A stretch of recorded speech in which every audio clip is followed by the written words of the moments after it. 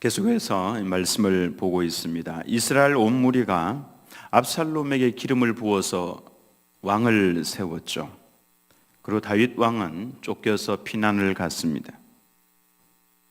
그 마지막 전쟁에서 압살롬이 이기면은 상황은 자연스럽게 다 끝이 나게 되어 있습니다.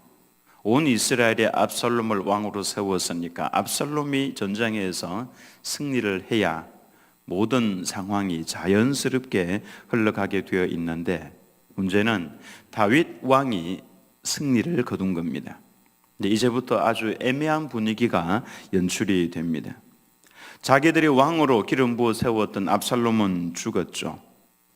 다윗이 승리를 했는데 다윗이 예루살렘으로 돌아와야 되는 일이 남았죠. 다윗의 얼굴을 어떻게 볼 수가 있겠습니까? 그게 참 애매했습니다. 그런다고 생각을 해보니까 다윗 왕이 자기들에게 잘못한 것이 없습니다. 분위기에 휩싸여서 반역한 무리에 동조를 하기는 했는데 그게 사실 잘못이죠. 그들도 눈치를 보니까 압살롬이 대세였습니다. 그러니까 대세를 따르면 안 된다 그 말입니다.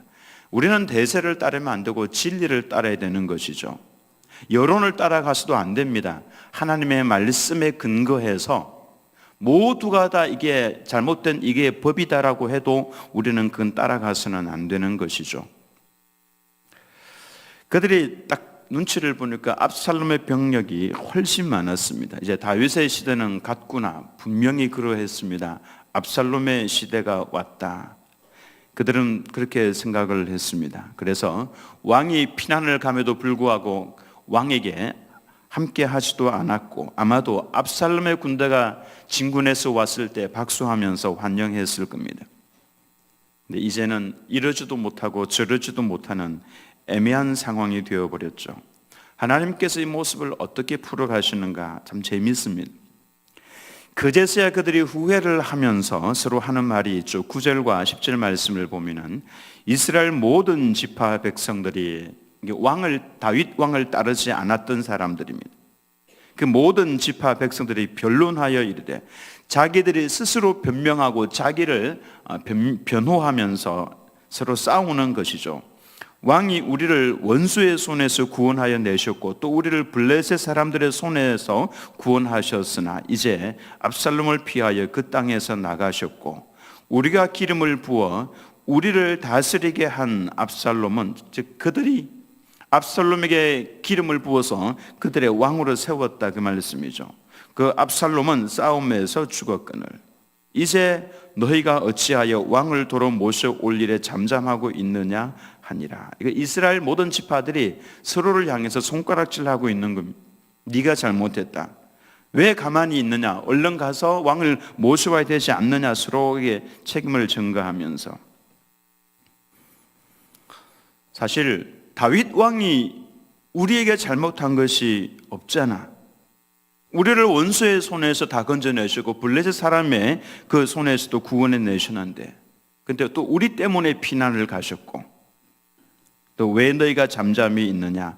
서로에게 책임을 전가하면서 왕을 서로 막 모시고 오라고 막 이렇게 이야기하고 하면서 여론이 그래도 형성이 되고 있는 것이죠.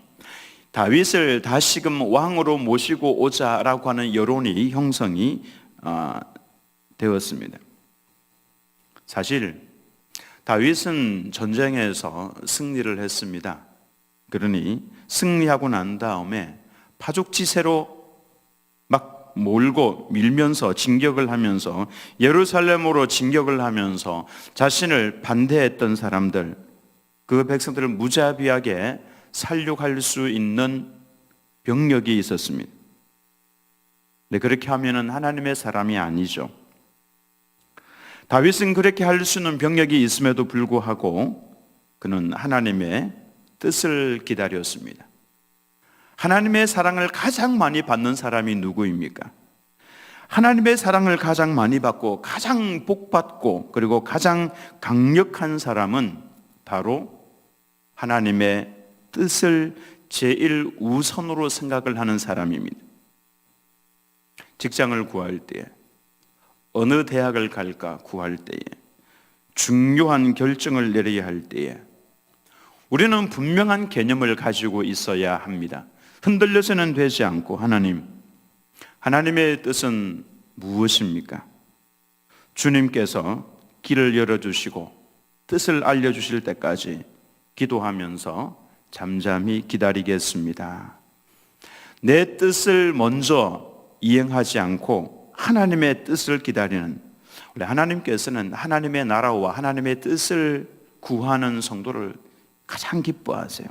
왜냐하면 예수님이 이 땅에 오셨던 목적이 그것이기 때문에 그렇습니다. 이 땅 위에 하나님의 나라를 세워나가는 것, 그리고 하나님의 뜻을 이루어 나가는 것, 이것이 예수님께서 이 땅에 오셨던 목적이기 때문에 하나님의 마음은 늘 그렇습니다. 누가 내 뜻을 이행할꼬, 누가 내 뜻을 기도하면서 기다려줄꼬, 이거죠. 다윗은 파죽지세를 밀고 올라올 수 있음에도 불구하고 그렇게 하지 않았습니다. 참아 기다렸죠. 하나님의 뜻을 기다렸습니다. 성도가 하나님을 행복하게 해드리는 방법이 바로 이것입니다. 하나님의 뜻이 어디에 있습니까? 기도하면서 기다리는 성도. 다윗이 하나님의 뜻을 기다리면서 진격을 하지 않았습니다. 속에서 분노가 일어나는 사람들이 많이 있죠. 다윗을 저주했던 사람도 있고, 평소에는 다윗을 높이고 그렇게 했던 백성이 나몰라라 하고 돌아섰던 그 모든 유다 백성들, 다윗의 마음 속에 울분이 솟아올라올 수도 있습니다만은 다윗은 혈기대로 행하지 않았고 하나님의 뜻을 구했습니다. 다윗이 그렇게 하나님의 뜻을 구하고 있는데, 기다리고 있는데, 이스라엘에 형성된 여론이 다윗의 귀에 들려왔습니다. 그제서야 다윗이 일어나죠. 어떻게 합니까?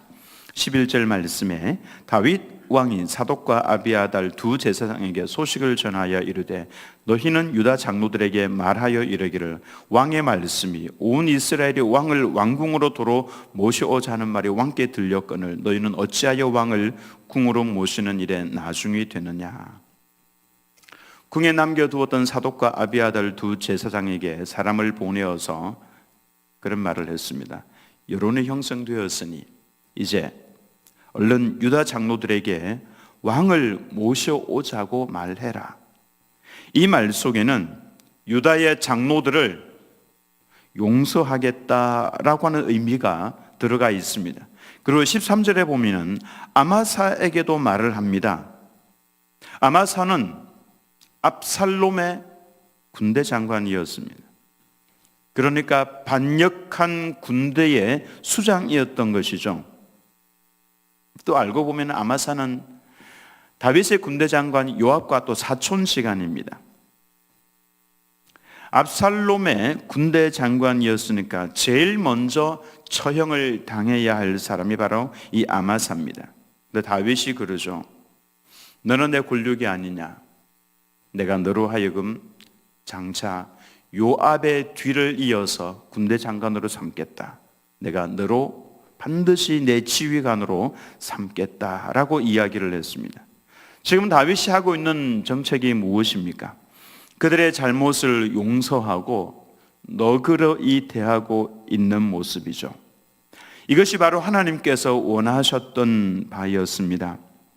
비록 자신의 생명을 노렸던 사람이라고 할지라도 용서하라고 하시는 하나님의 뜻, 그 하나님의 뜻을 지금 다윗은 이행하고 있는 것이죠. 일반 왕이었으면요 바로 처형입니다. 아마사는 보자마자 바로 죽였을 겁니다. 근데 다윗은 하나님의 뜻을 구하는 왕이었기 때문에 하나님께서 다윗을 제지하셨습니다. 그를 용서해 주라. 이스라엘 백성들도 용서해 주라.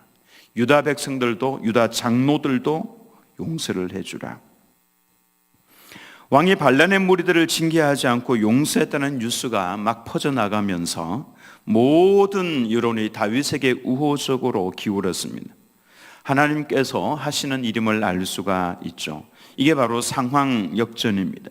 기도하면서 하나님의 뜻을 기다리며 또 하나님의 뜻대로 순종하는 하나님의 백성에게 하나님께서 주시는 선물입니다. 결국에는 승리한다라고 하는 것입니다. 하나님께서 하시는 겁니다.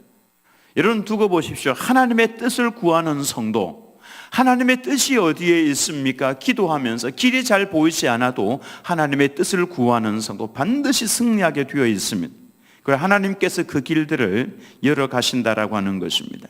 14절 말씀을 보면 같이 읽겠습니다. 14절 시작. 모든 유다 사람들의 마음을 하나같이 기울게 하며 그들이 왕께 전가를 보내어 이르되 당신께서는 모든 부하들과 더불어 돌아오소서 한지라. 사실 다윗은 스스로 돌아올 수 있었습니다. 능력이 있었죠. 근데 그렇게 하지 않고 기다렸습니다. 그랬더니 이제 유다 사람들이 먼저 나섰습니다. 왕이시여, 모든 부하들과 함께 돌아오십시오. 이 말 속에는 죄송합니다, 이런 의미가 그 속에 들어가 있죠. 모든 일들이 평화롭게 잘 해결이 되고 있는 중입니다. 하나님의 뜻을 기다리는 하나님의 백성에게 하나님께서 형통한 길을 열어주고 계시는 거죠. 하나님께서 하시는 일을 보면은 급하게 해서는 안 됩니다. 기도하면서 하나님의 뜻을 구하는 시간이 필요합니다. 그래서 하나님을 온전히 신뢰하는 사람들은 배짱이 좀 있어야 합니다. 막 이리 흔들 저리 흔들 조급해하지 않고 차라리 난 하나님의 뜻을 구하다가 죽겠다라고 하는 이 자세가 있어야 합니다. 하나님의 뜻을 구하는 시간이 필요합니다. 그리고 그 시간은 하나님을 만나는 시간이지 절대로 낭비하는 시간이 아닙니다. 15절 말씀에 하나님께서 어떻게 역사를 하셨는지를 잘 보시기 바랍니다. 15절 말씀 제가 읽습니다. 왕이 돌아와 요단에 이르매 유다 족속이 왕을 맞아 요단을 건너가게 하려고 길갈로 오니라. 피난을 갈 때는 왕이 초라하게 도망을 갔습니다. 왕이 도망간 피난 코스를 보면요, 예루살렘에서 나와서 그 골짜기를 지나서 감난산을 넘어서 남쪽으로 내려갑니다. 그리고는 그 길이 하나밖에 없습니다. 남쪽으로 내려와서는 그리고 저기 여리고 앞에 있는 요단강을 건너갑니다. 길가를 지나서 여리고를 지나서 그리고 요단강을 건너가죠. 남쪽에서 동쪽으로 요단강을 건너 피난을 갔죠. 압살롬의 군대는 북쪽에서 형성이 되어서 북쪽에서부터 다윗을 쫓아서 내려오고 있는 중이었고, 그러니까 지금 이제 왕이 돌아와 요단에 이르매 건너갔던 요단 강변에 이르렀습니다. 그랬더니 유다 족속이 예루살렘 그 북은 남쪽으로 포진해 있던 유다 족속이 다들 나와서 왕을 맞아 요단을 건너가게 하려고 길갈로 오니라. 남쪽 길갈 지역으로 다들 내려왔다라고 하는 것입니다. 피난 갈 때는 초라하게 도망을 갔지만은 돌아올 때는 하나님께서는 유다 모든 족속이 다 길갈로 내려와서 왕을 영접하는 아주 따뜻한 모습을 보여주고 있습니다. 왕을 배신했던 백성들이 손을 잡는 아름다운 모습이 연출이 되고 있습니다.